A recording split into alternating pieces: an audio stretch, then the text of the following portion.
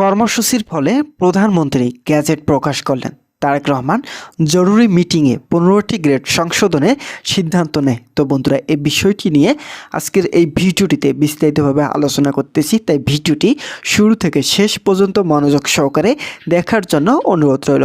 এবং যারা যারা এখন পর্যন্ত আমাদের এই চ্যানেলে নতুন সদস্য রয়েছেন তাদেরকে চ্যানেলটি সাবস্ক্রাইব করে পাশে থেকে বেল আইকনটি অল করে দেওয়ার জন্য অনুরোধ রইল।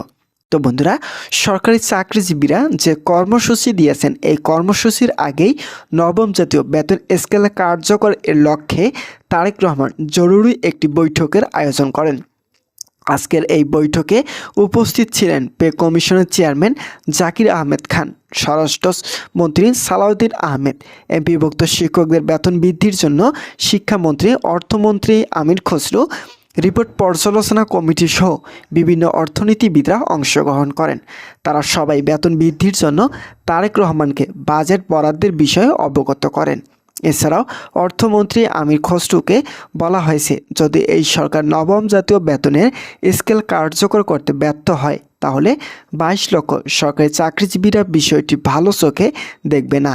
সরকারি চাকরিজীবীরা যদি তাদের প্রত্যেকটি দাবি কর্মসূচি ও আন্দোলনের মাধ্যমে পূরণ করেন তাহলে একটি সরকারের সদিচ্ছায় তাদের জন্য অর্থনৈতিক গতিপথ তৈরি করতে ব্যর্থ হবে বলে মতামত করেন অর্থনীতিবিদরা। এই বিষয়টি অত্যন্ত নেতিবাচক। তাই দেশের অর্থনৈতিক গতি ফেরাতে এবং সরকারি চাকরিজীবীদের কর্মদক্ষতা বৃদ্ধি করতে গ্যাজেট প্রকাশের জন্য মতামত দিয়েছেন সংশ্লিষ্ট কর্তৃপক্ষ। তো বন্ধুরা, ভিডিওটি চলাকালীন সময় এখন পর্যন্ত যারা যারা আমাদের এই চ্যানেলে নতুন সদস্য রয়েছেন তাদেরকে চ্যানেলটি সাবস্ক্রাইব করে পাশে থেকে বেল আইকনটি অল করে দেওয়ার জন্য অনুরোধ রইল। তো বন্ধুরা, পে কমিশনের একজন ঊর্ধ্বতন কর্মকর্তা বলেন, নবনির্বাচিত সরকার বেতন বৃদ্ধির যে ধরনের পদক্ষেপ নিচ্ছেন তা অত্যন্ত ইতিবাচক। আমরা ইতিপূর্বে অন্তর্বর্তীকালীন সরকারের শাসন আমলে দেখেছি তারা বেতন বৃদ্ধির বিষয়ে তৎপরতা চালালেও গ্যাজেট প্রকাশে অনিচ্ছুক ছিলেন। কিন্তু তারেক রহমান সরকার কোনোভাবেই গ্যাজেট প্রকাশ ও সময় বিলম্ব করবেন না।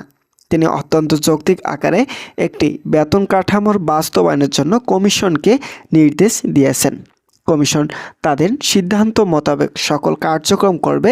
এছাড়াও গ্রেড ভিত্তিক বেতন তালিকা নতুনভাবে সংশোধনের জন্য পে কমিশনকে জোরালোভাবে ইঙ্গিত দেওয়া হয়েছে। তারেক রহমান বলেন, সর্বশেষ 2015 সালে অষ্টম বেতন স্কেল যে গ্রেড সংখ্যা নির্ধারণ করা হয়েছে তা তৎকালীন সময়ে যুগোপযোগী ছিল, কিন্তু এখন যদি সেটা নতুনভাবে বাস্তবায়ন করা হয় তাহলে সরকারি চাকরিজীবীরা অনেকটাই ক্ষতির দিকে ধাবিত হবেন। তাই গ্রেড সংখ্যা সংশোধন করে বেতন বৃদ্ধি করাই হবে নতুন সরকারের অন্যতম কাজ। তারেক রহমান যেহেতু দেশ সংস্কারের দায়িত্ব হাতে নিয়েছেন, তাই তাকে দায়িত্ব নিয়ে গ্রেড পরিবর্তন করে নবম জাতীয় বেতন স্কেল কার্যকর করতে হবে। এতে করে সরকারি চাকরিজীবীরা আর্থিকভাবে শক্তিশালী হবেন। যদি গ্রেড সংখ্যা পরিবর্তন করা না হয় এবং পূর্বের গ্রেড সংখ্যা ও পরিবর্তিত রাখা হয় তাহলে কর্মচারীদের মাঝে অস্থিতিশীল পরিস্থিতি তৈরি হবে। যারা পর্যালোচনা কমিটি আছেন তাদেরকে অবশ্যই অত্যন্ত গুরুত্ব সহকারে বেতন বৃদ্ধির জন্য চেষ্টা চালিয়ে যেতে হবে। যেহেতু সরকারি চাকরিজীবীরা ইতিমধ্যে আলটিমেটাম দিয়েছে, তাই সময় বিলম্ব না করে পরিস্থিতি অস্বাভাবিক করা মোটেও কাম্য নয়। তো বন্ধুরা, যারা যারা সরকারি চাকরিজীবী এবং কর্মচারী রয়েছেন তাদের জন্য শুভকামনা রইল। তারা পরবর্তী আপডেট পেতে চ্যানেলটি এখনই সাবস্ক্রাইব করে পাশে থাকা বেল আইকনটি অল করে রাখুন। তো বন্ধুরা, তারেক রহমান সকল দিক বিবেচনা করে অর্থ মন্ত্রণালয়কে নির্দেশ দিয়েছেন আগামী ঈদের আগেই সকল কার্যক্রম করার জন্য তাগিদ দিয়েছেন। অন্তর্বর্তীকালীন সরকার অনেক সময়ক্ষেপণ করেছেন যা সরকারি চাকরিজীবীদের জীবন উন্নয়নের অব্যাহত হয়েছে। তাই দেশ এবং সরকারি চাকরিজীবীদের আর্থিক গতি ফেরাতে হলে অবশ্যই গ্রেড সংখ্যা পরিবর্তন সহ দ্রুত নবম পে স্কেল বাস্তবায়ন করাই হবে অন্যতম লক্ষ্য। আজকের জরুরি বৈঠকে তারেক রহমান স্পষ্ট ভাষায় বলেন, আগের গ্রেড সংখ্যা কোনোভাবেই নবম পে স্কেল সংযুক্ত করা হবে না। এই নবম পে স্কেল থাকবে সরকারি চাকরিজীবীদের ভাগ্য পরিবর্তনের অন্যতম মাধ্যম। তাই তাদের জন্য কোনোভাবেই পূর্বের বেতন স্কেল সংযুক্ত করে অসমঝোতা তৈরি করা যৌক্তিক সিদ্ধান্ত নয়। আমরা যেহেতু সংস্কারের দায়িত্ব হাতে নিয়েছি তাই অবশ্যই সম্পূর্ণরূপে সংস্কার করতে হবে, যার ফলস্বরূপ তারেক রহমান পে কমিশন ও অর্থ মন্ত্রণালয়কে নির্দেশ দেন সর্বোচ্চ 15টি গ্রেডের নবম পে স্কেল কার্যকর করতে হবে। কেননা এই নবম পে স্কেল শুধুমাত্র কিছুদিনের জন্য নয়, থাকবে আগামী 5 বছর পর্যন্ত সীমাবদ্ধ। তাই সরকারি চাকরিজীবীদের সকল দিক পর্যালোচনা করে নবম পে স্কেল কার্যকর করার সঙ্গে সঙ্গে গ্রেড সংখ্যা 15টি রাখার বাস্তবায়নের বিষয়ে চূড়ান্ত ইঙ্গিত আসে। তো বন্ধুরা, ভিডিওটি এই মুহূর্ত পর্যন্ত এসেও যারা যারা এখন পর্যন্ত আমাদের এই চ্যানেলে নতুন সদস্য রয়েছেন তাদেরকে চ্যানেলটি সাবস্ক্রাইব করার জন্য অনুরোধ রইল।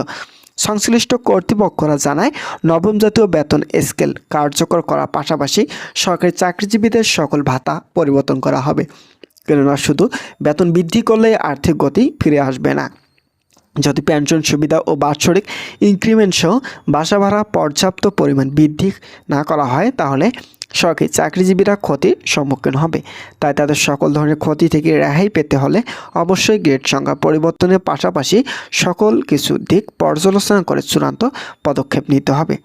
আজকের বৈঠকে এই বিষয়গুলো নিয়ে গভীরভাবে আলোচনা করার সরকারি চাকরিজীবীদের মাঝে যে দাবি ছিল সকল দাবি যথাযথভাবে পূরণ করা সম্ভব হবে। তো বন্ধুরা, আজকের এই ভিডিওটি এই পর্যন্ত ছিল।